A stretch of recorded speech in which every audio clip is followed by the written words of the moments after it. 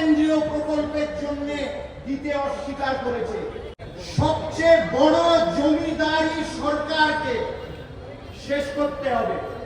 গত 5 বছরে 5.5 লক্ষ কোটি টাকা নরেন্দ্র মোদী সরকার দিয়েছে পশ্চিমবঙ্গের মানুষের জন্য, এবং সেই জন্য আরো বড় মাঠ লাগবে।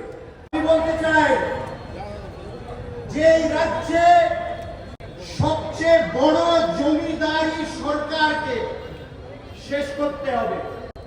সবচেয়ে বড় জমিদারি সরকারকে পশ্চিমবঙ্গে আমাদের বঙ্গোপসাগরে নিক্ষেপ করতে হবে।